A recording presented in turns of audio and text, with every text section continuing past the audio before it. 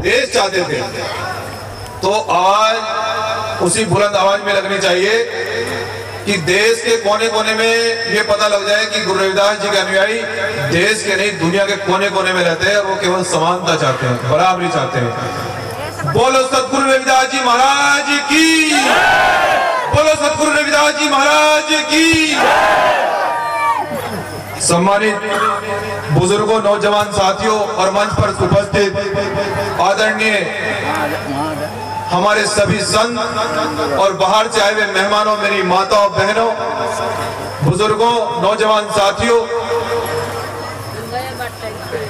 हमें बड़ी खुशी है कि आज हमारा बहुजन समाज बहुजन संतों और महापुरुषों के रास्ते पर चलकर उनके जन्म दिवस पर, उनकी जयंतियों पर इकट्ठा होने लगा है। तो मैं समझ सकता हूं कि जो हमें बाबा साहब ने जो सपना दिखाया, जो साहब काशीराम जी ने हमें सपना सत्ता और शासन का दिखाया और कहा कि 85% आप लोग हो, जब तक सत्ता और शासन की ओर नहीं बढ़ोगे तुम्हारा उद्धार नहीं होने वाला है। सतगुरु रविदास जी महाराज ने सत्ता और समानता की नींव को कई सौ वर्ष पहले रखा और देश और दुनिया के अंदर जब पता चला कि बहुजन समाज में कैसे संत आते हैं जिन्हें शिरोमणि की उपाधि से नवाजा गया है, देश और दुनिया के राजाओं ने जो राजपाट चलते थे उन्होंने कहा कि सतगुरु रविदास जी महाराज को बुलाया जाए, उनसे पूछो कि इतने शक्तिशाली संत होने के बावजूद लोग क्या चाहते हैं। गुरु रविदास जी को बुलाया गया, राजाओं ने पूछा कि सतगुरु रविदास जी महाराज आप इतने शक्तिशाली संत हैं, फिर भी साधारण भेष में रहते हैं, आपको तो राजपाट पर बैठ जाना चाहिए, आपके लिए तो बहुत बड़ा महल बनाया जाना चाहिए। सतगुरु रविदास जी महाराज कहते हैं कि ऐसा चाहूं राज में जहां मिले सभी को और छोटे बड़े सब समान बसे, गुरु रविदास रहे प्रसन्न। हम ऐसा शासन चाहते हैं, हम ऐसा भारत चाहते हैं, हम ऐसी व्यवस्था चाहते हैं कि किसी गरीब को समझकर उसे कमजोर समझकर न पीटा जाए, उसकी जाति देखकर उसे न सताया जाए। हम ऐसा भारत चाहते हैं, महिलाओं का अपमान न किया जाए, किसी को ऊंच नीच की भावना से न देखा जाए।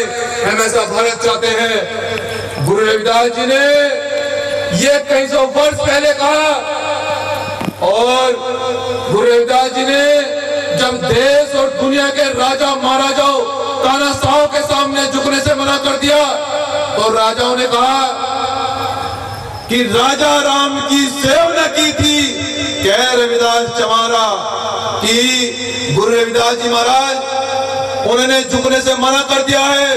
वो केवल संघर्ष करना चाहते हैं, समानता चाहते हैं, बराबरी चाहते हैं, हिस्सेदारी चाहते हैं। बाबा साहब डॉक्टर अंबेडकर, छत्रपति साहू जी महाराज, नारायण गुरु, संत गाडगे जी, उसके बाद में इन सभी संतों ने आपके लिए संघर्ष किया। मैं केवल यह बताने के लिए आया हूं आपको कि हमारे बहुजन समाज को टुकड़ों में बांट दिया गया, किसी को चमार कहकर बांट दिया गया, किसी को वाल्मीकि कहकर बांट दिया गया, किसी को जाट और जाटव कहकर बांट दिया गया। लेकिन हमारे महापुरुषों ने भी यही कहा, बाबा साहब ने संविधान लिखते समय यही कहा कि यहाँ पर सब समान है, एक प्रधानमंत्री के वोट की वैल्यू उतनी है जितनी एक रेड़ा चलाने वाले की वैल्यू है। ये हमारा देश है, हमें समानता का संदेश दिया, हमें बराबरी का संदेश दिया, हमें भाईचारे का संदेश दिया। हमारे तमाम जितने भी बहुजन और संत महापुरुष हुए हैं उन्होंने केवल समानता की बात की है, भाईचारे की बात की है। जिस प्रकार से वर्तमान सरकार में लखीमपुर आपने देखा होगा, हमारे मजदूर किसान भाइयों पर सत्ताधारी लोगों ने गाड़ियां चढ़ा दी, उन्हें कमजोर समझा गया, लेकिन उन्हें नहीं पता था कि संविधान की सुरक्षा करने वाले लोग जिंदा है देश में। और देश के मजदूर किसानों ने जाकर लखीमपुर को बंद करने का काम किया और वो सत्ताधारी लोग हमारे मजदूर किसानों को मारने वाले लोग आज सलाखों के पीछे हैं। ये बाबा साहब डॉक्टर अम्बेडकर हमारे सतगुरु रविदास जी महाराज की देन है, जिन्होंने हमें संविधान दिया, समानता का पाठ पढ़ा। मैं बस यही कहना चाहता हूँ बहुजन समाज के लोगों कि तुम्हारे मुक्ति के द्वार इन बहुजन संतों महापुरुषों के दरबारों में है। अगर तुम्हारी बात को अगर किसी ने सुना होता, संविधान से पहले क्यों नहीं सुना? हमारी बहनों का अपमान किया जाता था, बुजुर्गों का अपमान किया जाता था, जमीनें छीन ली जाती थी, गोलियां चलती थी। लेकिन जब से संविधान आया है, जब से बाबा साहब ये कह कर गए कि ऐ मेरे बहुजन समाज के लोगों, ऐ मेरे भारतवर्ष के लोगों, आज के बाद रानी के पेट से राजा पैदा नहीं होगा, एक मजदूर किसान का बेटा प्रधानमंत्री बन सकता है। और यही दिन आज एक चाय बेचने वाला देश का प्रधानमंत्री है। हमारे किसान आदरणीय चौधरी चरण सिंह जी देश के प्रधानमंत्री रहे हैं। ये हमारे भारत के देश के संविधान की देन है।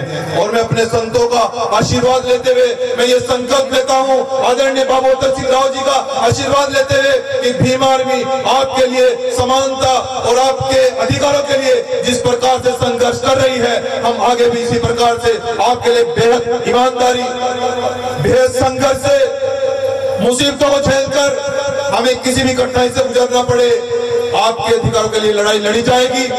देश के मजदूर किसानों के लिए जब तक लहू का एक कतरा शरीर में है, देश के मजदूरों और किसानों के काम आएगा, आपके अधिकारों के काम आएगा। बस ये कहना चाहता हूँ मेरी माताओं बहनों, मैं फिर से आपसे यही आग्रह कर रहा हूँ कि आपके मुक्ति के द्वार इन बहुजन संतों महापुरुषों के दरबार में है।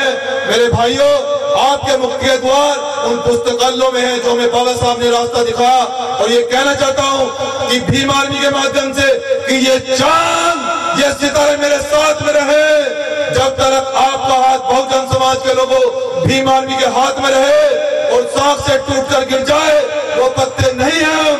जिन लोगों ने हमारी कौम को हमें कमजोर समझा, हमें उन्हें बता देना कि अब हम अपने बहुजन और संतों महापुरुषों के रास्ते पर चल पड़े हैं कि वो कौत मेरे जय भीम जय गुरु रविदास।